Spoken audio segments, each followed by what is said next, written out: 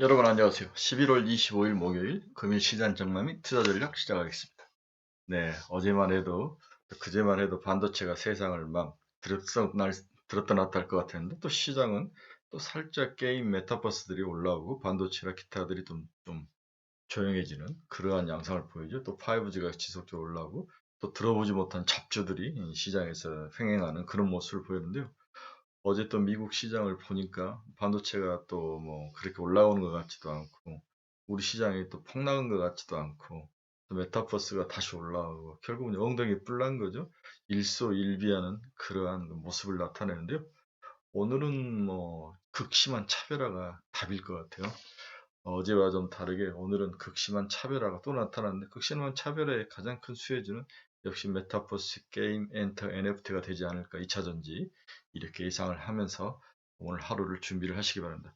자, 하나하나씩 미국 시장과 연결돼서 오늘 시장을 한번 알아보도록 하겠습니다. 여러분의 구독, 좋아요 부탁합니다.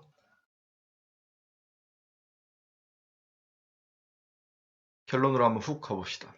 인플레이션이 끝판에 도달한 것 같다. 그렇죠? 네, 인플레이션이 뭐 도저히 뭐 멈추지 않고 네, 끝판에서는 제가 이야기했죠. 올 12월 말 4분기와 내년 1분기까지 인플레이션은 끝판왕에 도전할 것이다. 네, 그 이후에는 뭐 좀 멈추겠죠. 여전히 뭐 공급 사슬의 문제, 여러 가지 그 수요의 증가, 또 물량을 대지 못하는 뭐 딜리버리의 여러 가지 문제들 이런 것들이 다 얽히고 설켜 있는 것 같습니다. 시장이 아주 특별한 주도주가 없는 가운데 지속적으로 인플레이션이 발목을 잡는 그런 혼란스러운 장이 지속되고 있는데요. 여기에 이제 미국 FOMC의 이제 최고 리더가 임기가 정확히 확정이 됐고 이렇게 되면 FOMC가 이제 자신의 전략과 정책을 정확히 정하는 거죠.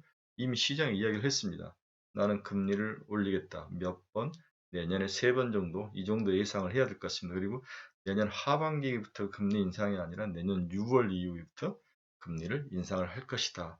금리 인상 시기가 좀 앞당겨진 그런 것들을 우리가 예상을 해볼 수가 있습니다.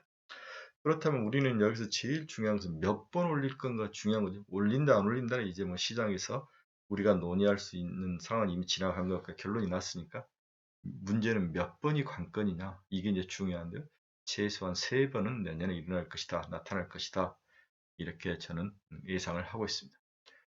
그에 따라서 금리가 인상이 되고 인플레이션은 지속적으로 시장을 괴롭힐 것이고 코로나는 잡히지 않고 그 다음에 정책은 이제 긴축 정책으로 가 있는 상황에서 여기에 자유로운 섹터가 뭔가 이게 핵심이죠. 여기에 자유로운 섹터가 유일하게 돈을 벌 수 있는 그리고 사람들의 관심이 모이고 자본이 모이는 그러한 섹터를 찾아야 되는데 메타버스밖에 없다는 거죠. 이 네 가지의 자유로운 것. 금리 인상에도 자유롭고 인플레이션도 자유롭고 코로나에도 자유롭고 정책에도 자유롭고 메타버스가 다시 시장에서 열광을 받을 것이다. 결국 엉덩이 깔고 지속적으로 깔아앉아야죠. 네. 따라서 오늘은 극심한 차별화에 대비하는 그런 하루가 되시기를 먼저 결론으로 말씀드립니다. 미국 시장을 한번 요약 정리해 보겠습니다. FM의사록에서 인플레이션 심화 시 조기 금리 인상을 시사했죠. 네, 당연히 뭐 인상할 것 같습니다. 미 주간 실업보험 청구 건수가 19만 9천 명으로 1969년 이후에 최저치다. 네, 드디어 이제 실업의 이제 구인을 하러 이미 다 나온 거죠. 네, 나와서 이제 미국의 마지막 고용 사항은 굉장히 좋다. 이렇게 이해를 해볼 수가 있을 것 같습니다. 바이든은 52년 만에 최저 실업률을 기록했다. 역사적인 경제 회복이다. 이렇게 자기 자랑을 하는 거죠. 중간 선거에 굉장히 민감하게 모든 것을 그쪽에 맞춰 있는 것 같습니다. 미국 근원 PC가 4.1% 상승했죠. YY로 1991년 이후에 최고이다. 미국의 이제 그 근원 PC인데 미국은 CPI하고 PC 이제 두 개를 이렇게 발행을 이야기를 하죠. 그러면 CPI는 어떻게 다냐면 CPI는 전국적인 게 아니라 도시 거주 가계의 어떤 인플레이션을 측정합니다. 도시에 거주하는. 그 다음에 PC는 가계가 직접 소비한 거라든지 또 타 주체가 소비하는 것들이 가계에 영향을 미치는 것들, 경제 전반을 보는 그러한 지표죠.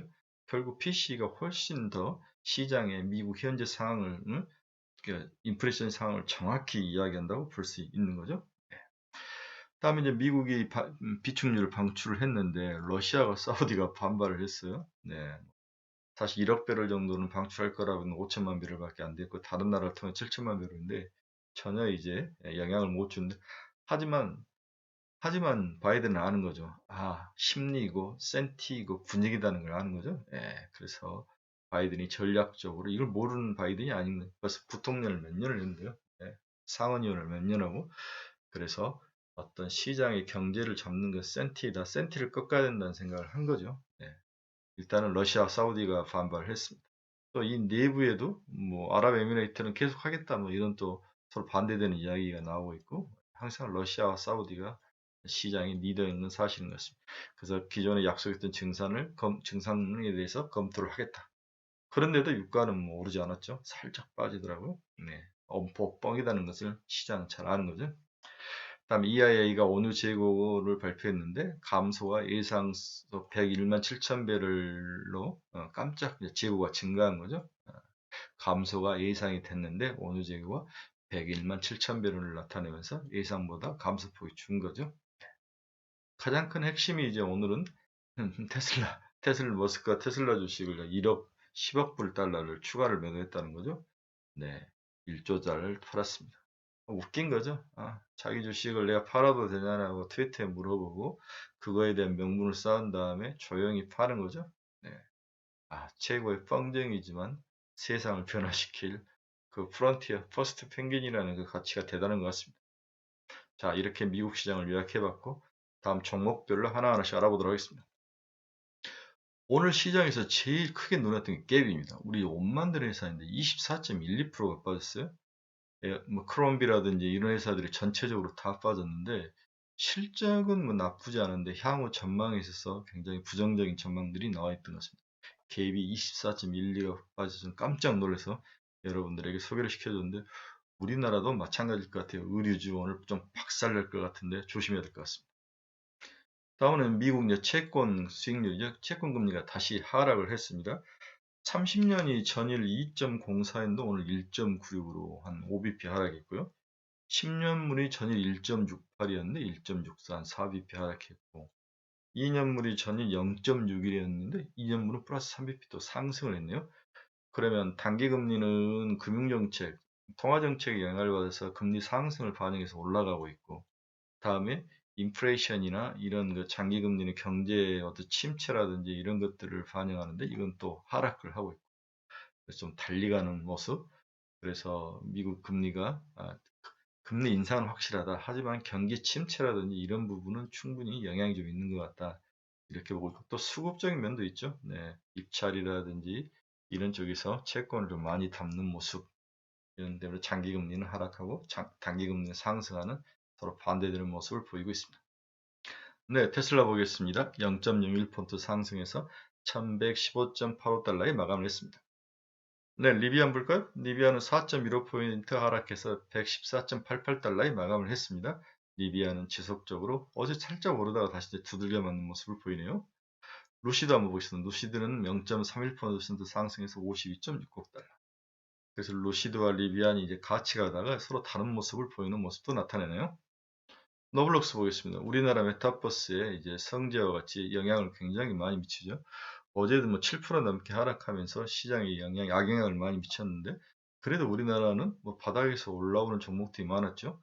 오늘 노블록스가 8.19% 상승하면서 우리나라의 오늘 메타버스 관련주들에게 다시 반등의 기운을 주는 좋은 그런 모습으로 작용할 것 같습니다. 미국 GM은 1.36% 하락해서 62.19로 살짝 하락했습니다. 애플 보겠습니다. 애플은 0.33% 상승해서 161.94%. 네, 애플은 좀 상승하는 모습을 보였는데 어제 또 눈에 확 들어오는 게 미국의 PC 관련 기업들의 주식이 올랐죠. HP하고 델이 HP가 10% 넘게 상승했고 델이 5% 넘게 상승했는데 그동안 우리가 PC 수요가 줄 거다 이런 것 때문에 반도체 가격에도 정말 악영향을 많이 미치지 않았습니까? 하지만 실제적으로 까봤더니 PC 수요가 꾸준히 살아있더라. 이런 면에서 오늘 삼성전자 하이닉스에게는 나름대로 좋은 모습을 보이지 않을까. 그래서 애플도 뭐 자기 노트북을 또 팔고 있으니까 긍정적인 영향을 미쳤던 것 같습니다. 전일 크게 하락했던 필라델피아 반도체 지수는 거의 1% 가까이 상승하면서 마감을 했죠. 이 안에 속한 엔비디아라든지 AMD가 크게 상승을 했습니다. 저의 카페와 저의 최애주 엔비디아가 2.93%, 326.75달러 상승 마감했죠. 500달러까지 무조건 레츠고다. AMD도 볼까요? 5.28%나 상승했습니다. 157.83달러에 끝났는데 300달러가 목표인데 AMD와 엔비디아 이 모든 무화 관련이니까 PC 수요죠. PC 수요. 얘는 CPU를 만드는 회사지 않습니까? AMD는. 네. 이런 면에서 회사의 큰 어떤 그 효과가 긍정적인 PC 수요가 상상에 긍정적인 효과를 냈다. 이렇게 볼 수 있을 것 같습니다. 대만의 TSMC는 0.43% 하락해서 120.84달러로 마감을 했습니다. PC 수요에 아주 특별하게 관련이 있는 우리 마이크론 테크놀로지가 0.95 크게 상승을 안 했지만 대체 며칠째 상승입니까? 꾸준히 상승을 하고 있죠. 그런데 어제 우리 삼성전자와 하이닉스는 또 살짝 조정을 받는 모습을 보이고 국내 기관들이 좀 많이 파는 것 같은데 마이크론 테크놀로지는 꾸준히 가고 있습니다. 오늘 삼성과 SK 하이닉스가 살짝 상승할 거로 예상을 해봅니다. 비트코인은 0.85% 하락해서 57,352달러에 마감을 했습니다. 마감이 아직 계속되니까 제가 가격 체크할 때는 57,000달러 계속 57,000달러에서 58,000달러 사이에서 계속 왔다 갔다 하는데 올 연말까지는 좀 조정을 받을 거예요. 그래서 비트코인 하신 분들 길게 보시고 내년 상반기부터는 다시 상승할 확률이 높아 보입니다. 우리나라 환율 한번 봅시다. 어제도 1190원인데 제가 1200원대 찍은 거 아니냐 걱정을 했는데 다시 살짝 빠져서 1188.92원에 마감을 했습니다. 네.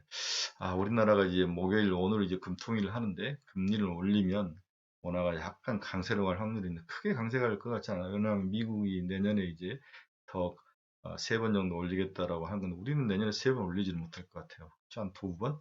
미리 2번 올렸는데 미국이 달러 강세로 가는 게 맞고 유럽이 약세, 그 다음에 나머지 국가들이 다 약세적인 모습을 보이는데 오늘 금통위에서는 금리 인상이 거의 기정사실화 된 거죠. 너무 아쉽습니다.